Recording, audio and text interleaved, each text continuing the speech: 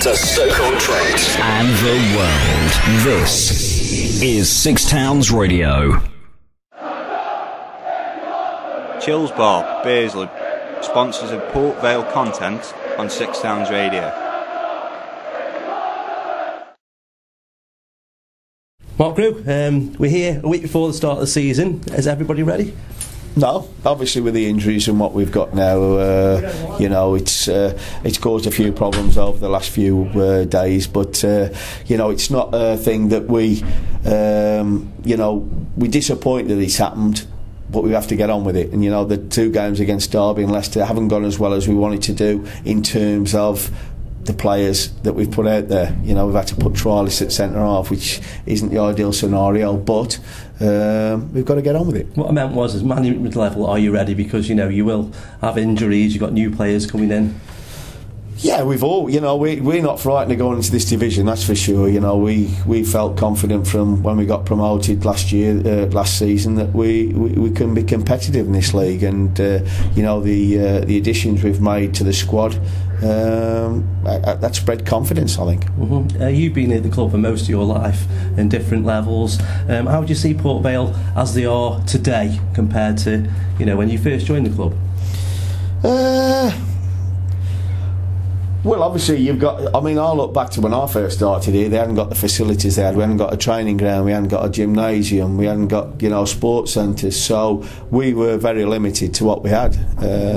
So if I look back from then to now, we are well blessed. Mm-hmm. Believe you me, we are blessed. Players wise, we had some good players. Yeah. You look back at the Ray Walkers and Robbie Earls and Darren Beckfords, Jonesy and Simon, but there were some bloody good players and good championship players. So these lads have got to earn the right now to, everybody's saying we can compete, but they've got to go out across that white line and show they can compete with the better players. Yeah, Port Vale were the fourth division side when you joined, and then they got promoted and they're in a similar position now. But it's how they play this season, last season's history. Absolutely. Tom Pope's goals don't count this season. No. He's going to have a difficult time, obviously, because people are going to mark him. He got marked really well against Leicester, so people are going to be gunning for him. Yeah, everybody knows that Tom Pope, if you let him allow space in there, he's going to come up against better defenders, that's for sure. But Pope, he scored 2 against Derby, don't forget. We didn't feed him so much as we normally do. We didn't get enough crosses in the box for Pope in the first half against Leicester, and that was a different. Our strength is getting the ball in the box. We got in good positions, but we didn't deliver. And we assessed it after the game, and that was a disappointing thing for us. If you want Tom Pope to score, you've got to get balls into the box to him, and that's where he's setting. And I felt first half we didn't get that supply into him. Mm-hmm. And there's new players in who will provide service for him. You've got Mohamed, you've got an option with Jones moving forward, perhaps with Dicko joining the club. There is new options for a new season, so it could work out for him.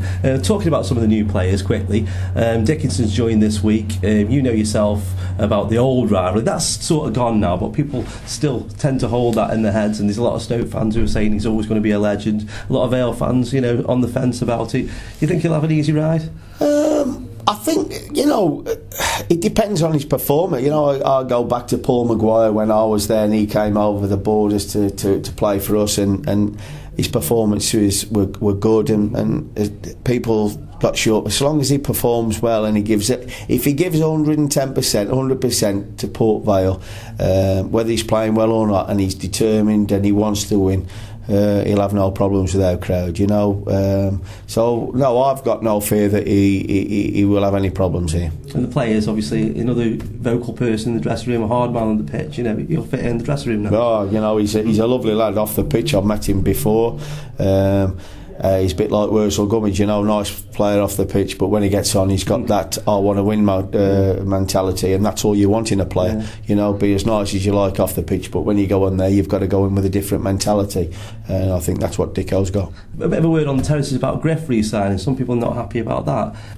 You can't keep everybody pleased, whatever Mickey does or whoever he signs, you'll have people agreeing and people disagreeing. I suppose if you start the season well, the ones who's great, if he started poorly, well, I was right, you know. So you're in a no-win situation. Griffiths gives everything he's got, and I think he's a great lad, and he'll be a major factor in our team this season. Yeah, I totally agree. I think the fact that he was teetering over whether to sign or not has probably got a big factor in it, but we all know that the fans don't see what goes on behind the scenes and how the process. No, Griff always wanted to come back to here. It was just awkward. Obviously, he was under contract to Leyton Orient. They would try and sort things out there.